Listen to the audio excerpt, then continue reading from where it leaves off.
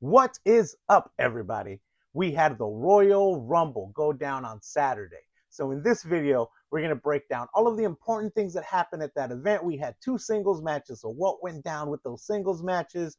We're going to look at some important eliminations that happened at the Rumble matches themselves and how some of these things are building up the stories as we head down the road to WrestleMania.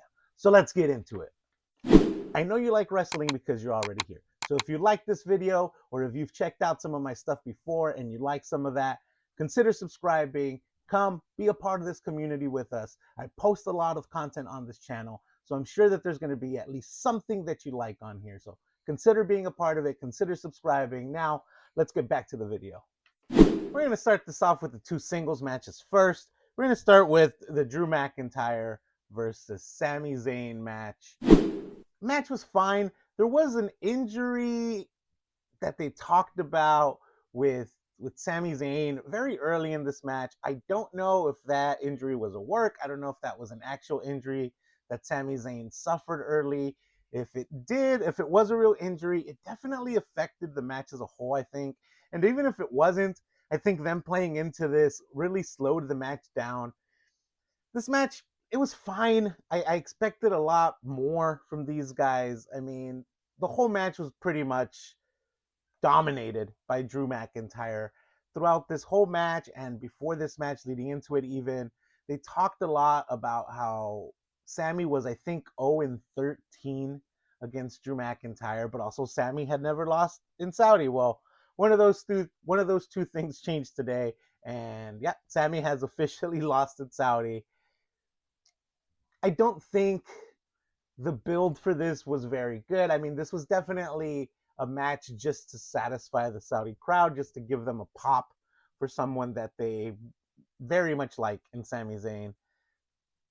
I don't know. I think Sami does deserve better. I do think that I think that this part of this was a build for Sami winning the big one, winning a big championship, a world championship at next year's WrestleMania, right? So next year's WrestleMania is in Saudi also. And I think that all of this is just a build for that, right? Having never lost at Saudi, he just lost at Saudi. If Drew McIntyre retains the championship all the way to next year WrestleMania, which I don't see that being the thing, honestly, but I think all of this is just building towards Sami's redemption story. Maybe a tougher, maybe a darker, maybe just a more in-tuned Sami Zayn to come back at next year's WrestleMania and win all of that. The match here itself, it was fine. It wasn't great. It wasn't the best matches out of either of these two guys. Also, like I've said before, WWE has been projecting that Drew McIntyre still has a championship feud against Drew McIntyre. Even if you look at the Rumble later on tonight, which we'll talk about in a bit, he still has a championship feud against Cody Rhodes. So there wasn't much of a chance that he was going to lose tonight. And they made that pretty clear in the build for this. So, yeah, fine match. But, I mean, it was meant for the crowd that was there, which is great. But I would have done without it, honestly. I would have put Raquel Rodriguez and Stephanie Vaquer here instead, quite honestly. But that's not the way WWE went, and it is what it is. Now, there's a lot of grown men crying for this next one for Gunther versus AJ Styles. I guess Gunther has officially ended AJ Styles' in-ring WWE career. And they made it very clear to say his WWE career, which honestly just makes it a sure thing that AJ Styles is going to go elsewhere. Even after this match, when Gunther did beat him, when Gunther did, in quotes, retire him, AJ Styles went to take off his gloves and his boots, and he put his gloves in the middle of the ring.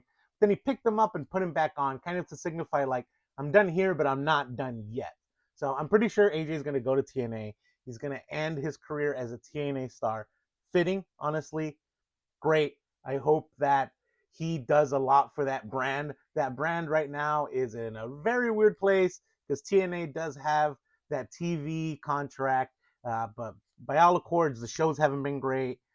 By all accounts, the shows haven't been great. The ratings haven't been great. So hopefully he can help build that brand that AJ Styles built, right? That is the house that AJ Styles built. So hopefully he can go there, do a lot of good there, help them out there. They can help him out there, just giving his career one final run.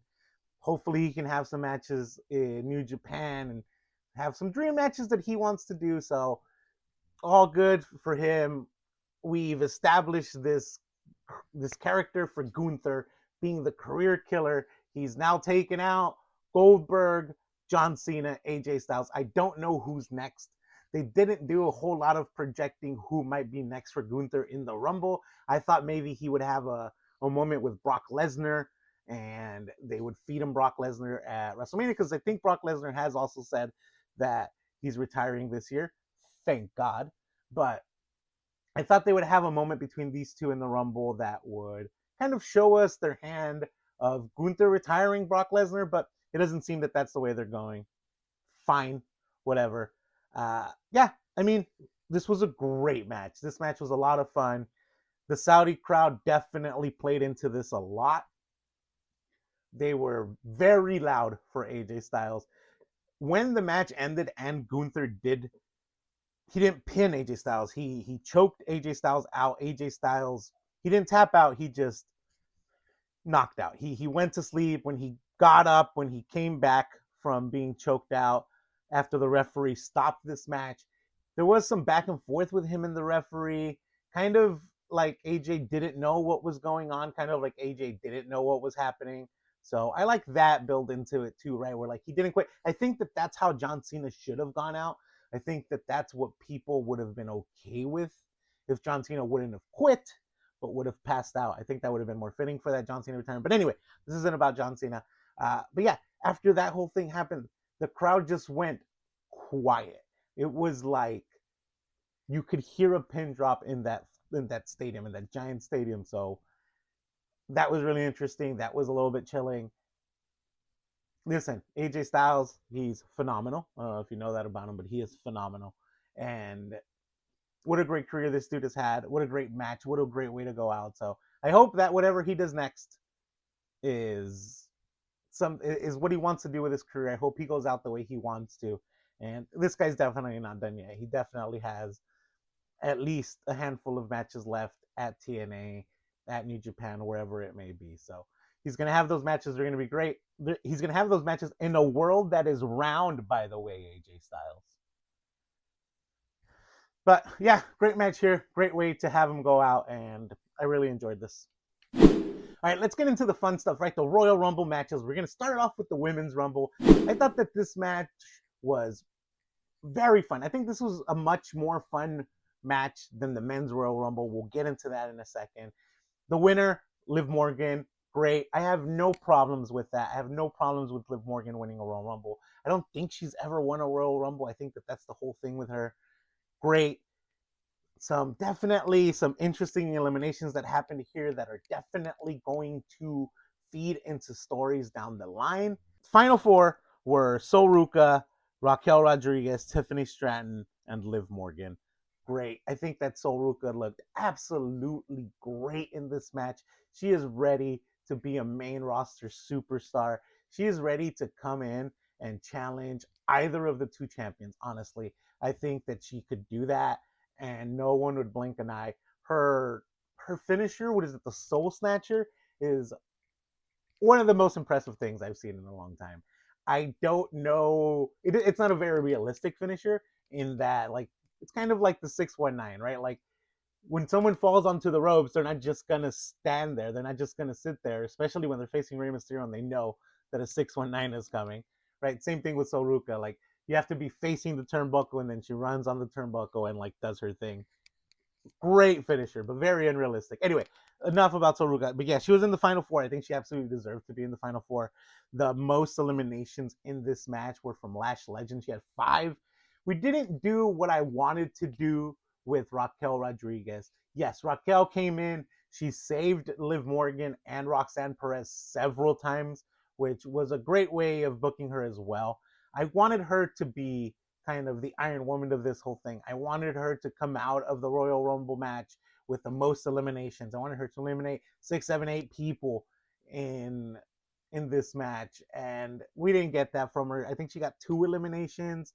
Fine. She did come out looking like a monster. She did come out looking like Big Mommy Cool, Big Sexy, whatever she wants to call herself. I do think that they made her character look strong, but they didn't do what I wanted to do with her. Fine, whatever, no big deal.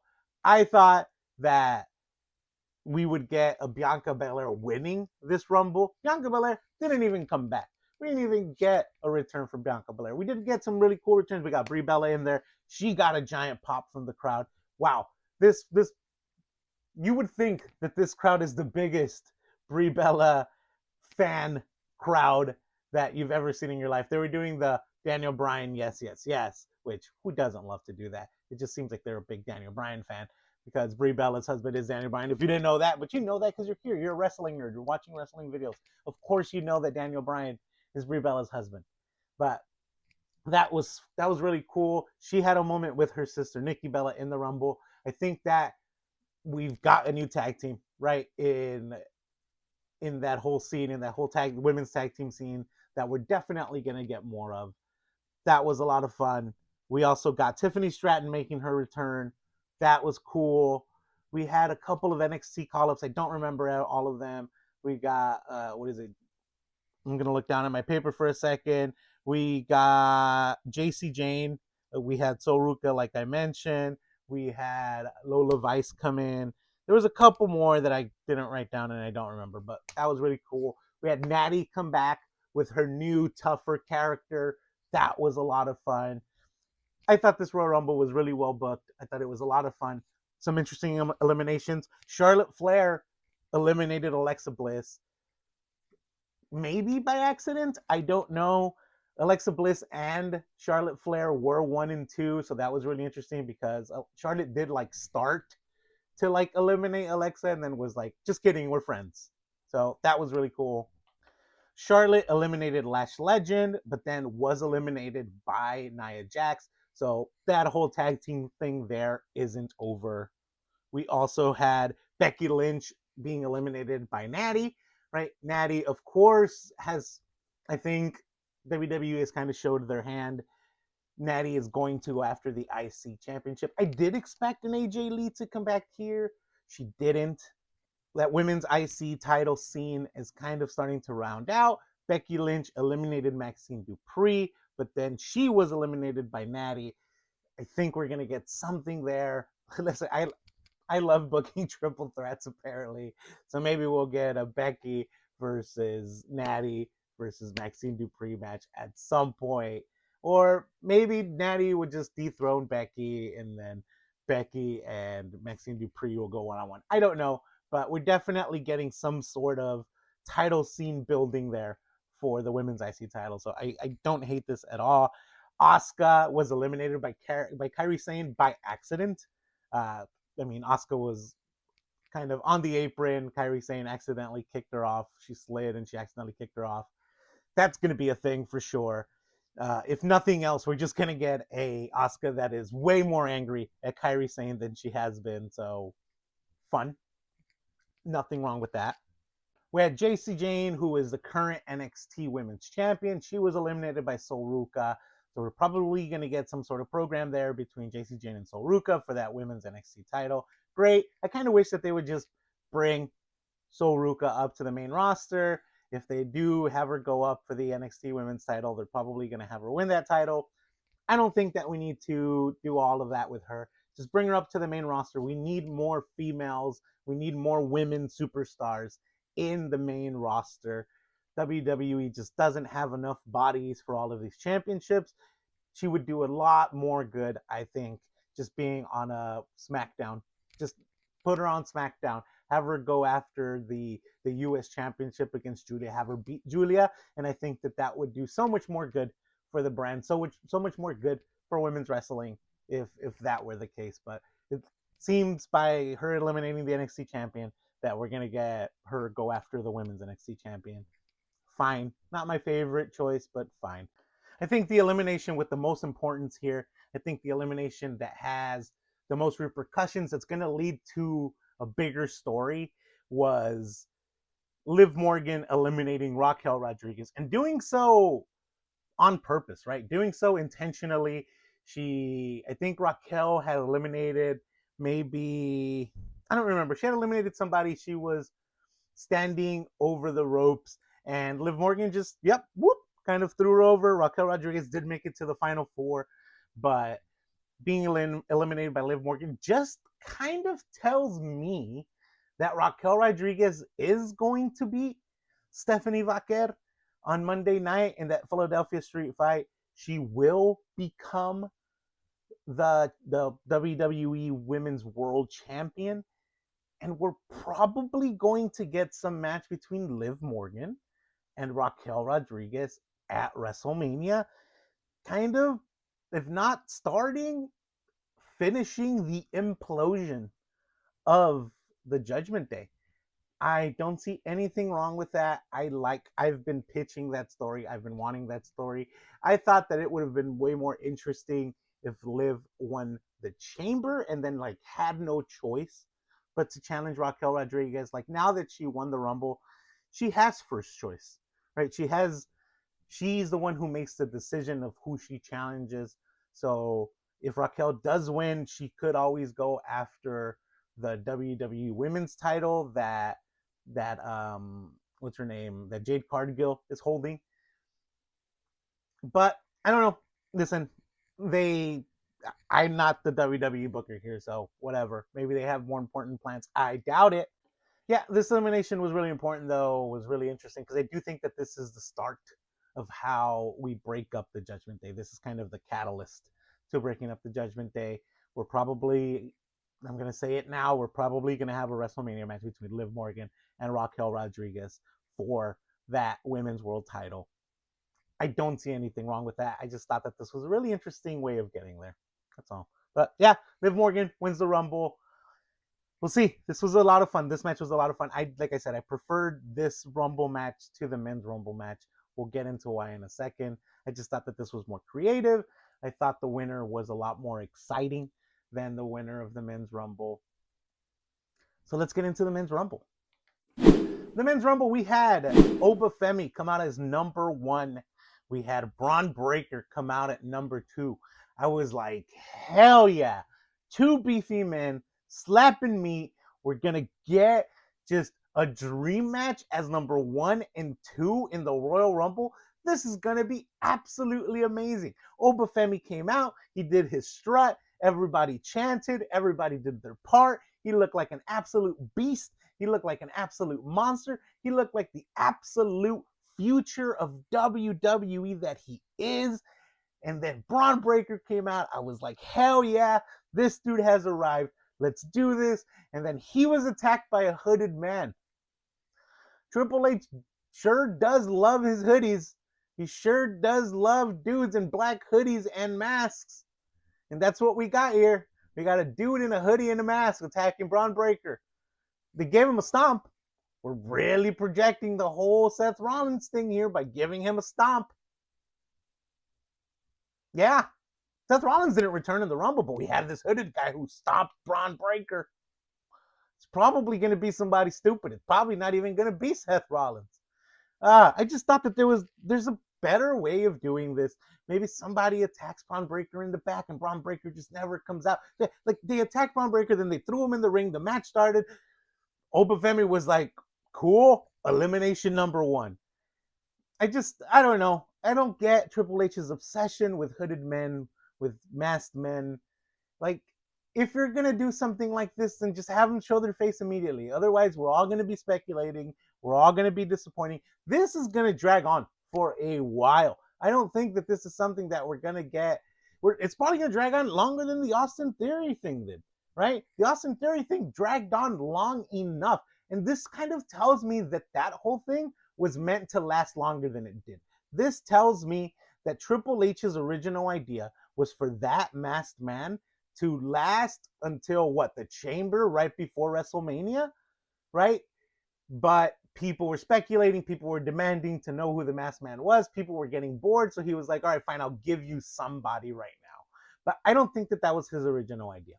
I don't think that his original idea was for Austin Theory to be that first masked man. I think that this masked man was supposed to be the same one that we got at War Games, the same one that we got throughout the weeks until we got Austin Theory.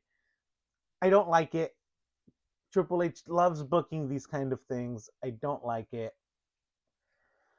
We move on. The Final Four here were really interesting.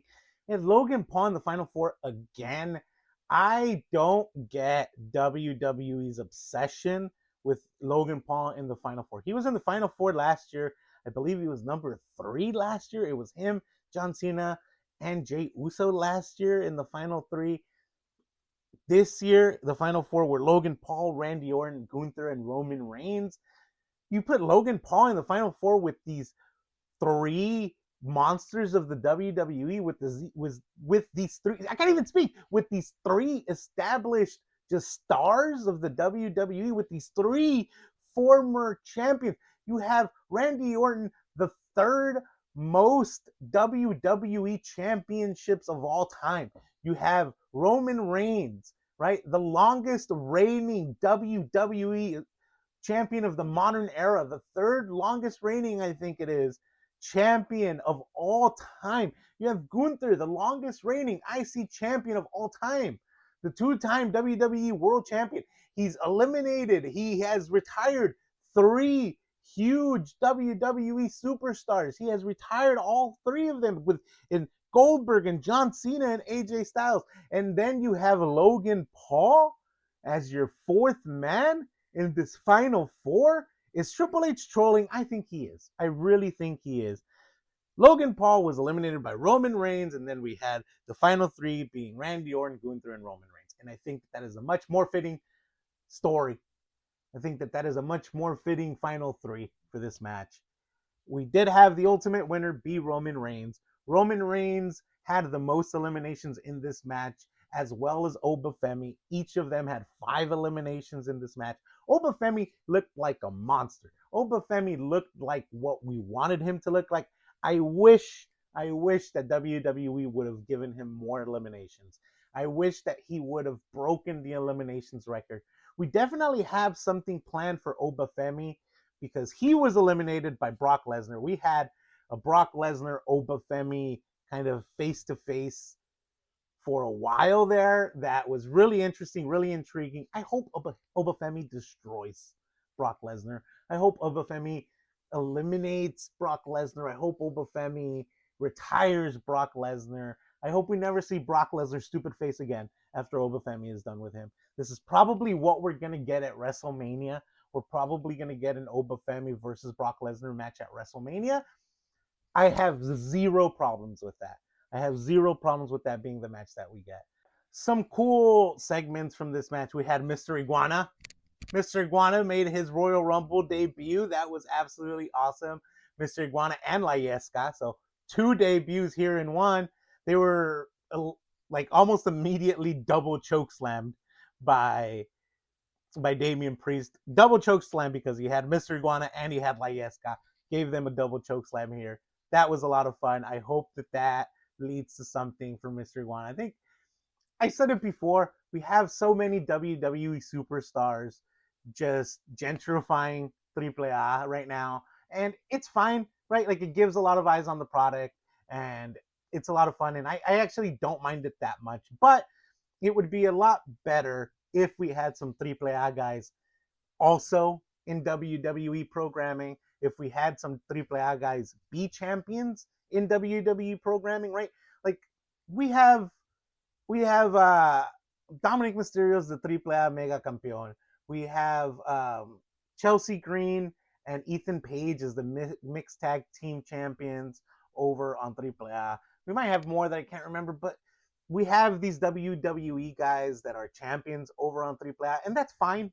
But I really wish that WWE would return the favor and have some AAA guys just be shining stars on WWE programming. But anyway, that's not what this video is about. We also had La Parca here on this Rumble. That was a lot of fun. He did his little dance. He did his little walk. It was great. It was a lot of fun. I really enjoyed that. They weren't in the match for very long, but I wanted to see some AAA guys here, and I got it. I wish we would have gotten somebody like El Hijo del Vikingo, maybe. That would have been cool. El Hijo del Dr. Wagner Jr., that would have been fun too, right? Kind of some more I don't want to say like serious WWE star or AAA stars, but I mean, they definitely brought in the comedy acts, and that's fine. But I wish that we could have showcased like the top talent from AAA. That would have been cool. And I guess we kind of did because we got El Grande Americano here. We got El Grande Americano versus El Original Grande Americano. That was cool. We had that moment between the two Grande Americanos coming face to face. The original Grande Americano, the shorter, stockier, buffer one, eliminated the taller, lankier Grande Americano that we've seen more recently. Interesting. I keep saying that I want to see a match between these two guys at Mania. We might get it. We might get it. Super interesting. I'm here for it. I loved it. They were kind of eliminated back to back because one of the Americanos eliminated the other Americano. And then he was standing on the apron and then he was pushed off onto the other Americano. So they both were kind of eliminated back to back. We're getting something between these two guys. I don't know if it's a Mania match, but we're getting something between these two guys. We had Powerhouse Hobbs make his WWE debut. He is now named, I got to check my notes, Royce Keys. He came in there, he looked like a monster. They kind of hinted at the fact that he was a WWE star, an AEW star without saying that he was an AEW star. It was really interesting, too, because when he came out, the Titantron said Powerhouse Hobbs, and then that changed to Royce Keys, and even Michael Cole was like, oh, formerly known as Powerhouse Hobbs, he's now coming in here as Royce Keys. Very hard name to say for me. I don't know why. So making an acknowledgement of that. He also had a moment with Royce Keys, had a moment with Cody Rhodes, and they made mention of like, oh, these two guys have crossed paths before, right? Like they're very familiar with each other. They definitely had matches with each other before. So really fun way of acknowledging without acknowledging. I don't know how they got away with calling him Powerhouse Hobbs, but then not. That was fun. He came in, he eliminated Damian Priest. I think that is probably going to be his first feud. He'll probably get a feud with Damian Priest. I don't hate that for either of them. It sucks for Damian Priest because he has to lose that. He has to lose that feud, right? With an incoming dude, with a new superstar in Royce Keys. He can't come in there, just look like an absolute badass, and then just lose to Damian Priest of all people. So Damian Priest is losing that. It sucks for him, but it has to be done. I do think that that's going to be his first feud. Some other interesting eliminations here was Cody Rhodes being eliminated by Jacob Fatu, sort of. He was on the apron, and then Drew McIntyre came in and finished the job. Drew McIntyre interfering in this match, eliminating Cody Rhodes to kind of end his chances, right? Because essentially, Drew McIntyre said no free rides, right? No free rides. Cody Rhodes needs to go to the back of the line, and he needs to win the Rumble to challenge me. Otherwise, that's it. He doesn't get another title shot. I think this is where we start to see that turn in Cody Rhodes. I think that Cody Rhodes is probably going to also enter the Elimination Chamber. He's probably going to lose that. I do think that Jacob Fatu will probably win the Elimination Chamber, go on to challenge Drew McIntyre for his title. And Cody Rhodes is going to politic his way into this. I do think that we're going to get a little bit of a more heelish, more dark Cody Rhodes as we lead into WrestleMania. He will politic his way into that championship match. And I think WWE is projecting a triple threat match. I don't hate it. Between these three guys, I don't hate it. So that means that the winner, Roman Reigns, is probably going to go up against CM Punk. I also see maybe Seth Rollins returning and maybe also interjecting himself into this match. Although if he returns, he's probably going to go after Braun Breaker, and we're going to get that match at WrestleMania. I don't know. Really interesting turns. Like, things are starting to take shape, but I don't quite see the full picture yet. So I'm interested. I'm intrigued. I think this match was a lot of fun. I think some of these returns were really cool. I just think it was a little bit boring. Like, I just think the winner was a little bit boring. I think the winner was a little bit uncreative. I think that we could have gotten a Jacob Fatu winning the Rumble, and that would have been a lot more interesting. And if they wanted to really give us CM Punk versus Roman Reigns if they really wanted to give us Roman Reigns versus CM Punk at WrestleMania. We could have had Roman Reigns win the Chamber. That would have been a lot of cool. That would have been very cool too. That would have made it for a lot more of an interesting story, at least as far as I'm concerned. But yeah, I think also we expected a lot more returns out of this. And maybe that's on us for being wrestling nerds and wanting those returns. We didn't get Seth Rollins returning here, at least not outright, right? Maybe he was the hooded man, and maybe he's like not ready to come back, but they were like, hey, let's put someone in his place for now. So we have that hooded man that will probably reveal himself to be Seth Rollins, if not a Seth Rollins goon, which is fun too. Um, I think that. Oh, we also had LA Knight return here. That was fun. He eliminated Bronson Reed and Austin Theory, so we're probably going to get something between him and the Vision, because Bronson Reed was the person that took him out for a while. So I have no problem with that. I wish that LA Knight just was treated better and was put in the actual title scene. Maybe after Mania, that's what we're gonna go with. I don't know. Maybe that's just me being an LA Knight guy. I don't think WWE really respects him enough to do all that, but here we are.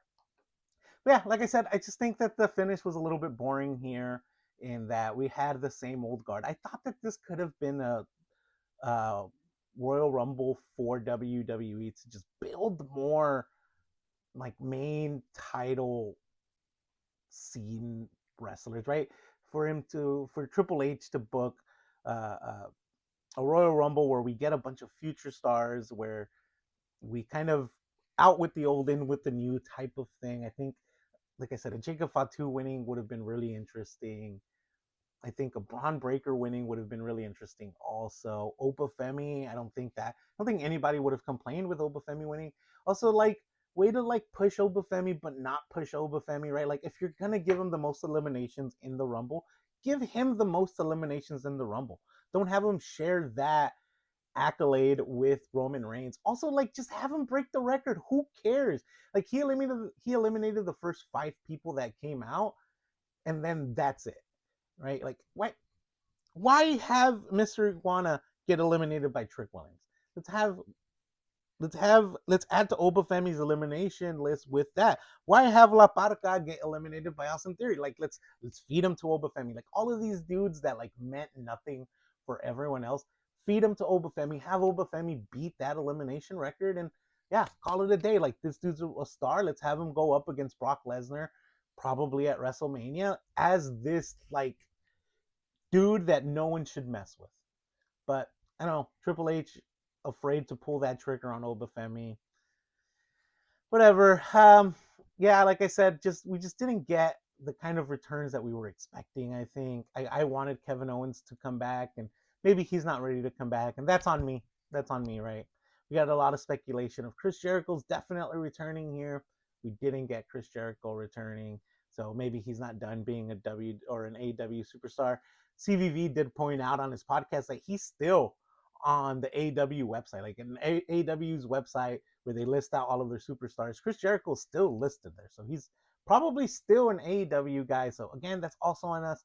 I don't know. I just think they could have done something different, something exciting. Not a bad winner, I guess, in Roman Reigns. Like, yeah, Roman Reigns winning is always exciting. I mean, he is that guy for WWE right now. But I just think that they could have done something a little bit more interesting. It was just boring. It was just a boring finish for me. I don't know. That's your Rumble. So we're probably going to get Roman Reigns versus CM Punk. Anyway, there you have it. As I record this, right, I thought that, like, yesterday after I finished watching, this whole thing just kind of left a bad taste in my mouth. And I thought, like, oh, this was a bad PLE. I was like, oh, look, another badly booked Rumble by Triple H. And as I went through it just now, not the case at all, right? I just think that men's Rumble left a bad taste in my mouth. I think just the way that WWE refused to put that crown on Oba Femi, the way that WWE or Triple H loves his hooded men. He brought out that hooded figure to beat up Braun Breaker. Instead of giving us an actual story, now we have this month-long thing, this few months-long thing where we're all going to speculate on who the hooded guy is, and we're probably going to have it be Seth Rollins, and it's going to be a overall disappointment because the speculation is always greater than the actual thing. So I just thought that men's Rumble was a little bit boring, I guess. The women's Rumble I thought was absolutely amazing. That AJ Styles Gunther match, man, what a great match. So I think just the first half of this PLE was a lot better than the second half, because that Drew Sami Zayn match also wasn't all that great. Also, like, to go over my winners, right? I was right about the singles matches. I was very wrong about the two Rumbles. Everything about the two Rumbles. My Final Four were wrong. My winners were wrong. My workhorses were kind of right, I guess. I guess Lash Legend having the most eliminations, there's nothing wrong with that. But I thought that Raquel Rodriguez would have that accolade. Instead, she still looked like a badass, but not in the same way that I thought the WWE would do. But yeah, I think just that second half of the PLE was a little bit boring. That's all. That's all. Just, yeah, that Drew McIntyre match, Sami Zayn match, and I don't know if it was an actual injury on Sami Zayn that did that for me. That kind of slowed that match down and didn't quite give us what we wanted out of it. And yeah, just having Roman Reigns win it, just a little uncreative by Triple H, a little bit uncreative by WWE, and that's all. But anyway, let me know in the comments what you thought of this Royal Rumble. Let me know who you think that these Rumble winners are going to go after, and how you think that's going to happen. I think it's pretty clear who they're going to go after, but let me know how you think that they're going to build all of that. Let me know if you think that there's any matches that came out of these two Rumbles. I have a few, and I'll talk about it at a video at some point, but I have a few matches I feel like we're WrestleMania is starting to take shape, and I like that. But anyway, since you made it this far, make sure to drop a like, make sure to subscribe, make sure to do all the things. Check out some of my other videos. I don't know. Check out my review video from Friday. I've been saying check out my Royal Rumble content, but that's kind of irrelevant now. So check out my Smackdown review from Friday. It wasn't a good Smackdown, but check it out anyway. Anyway, though, as always, until next time, have a nice day.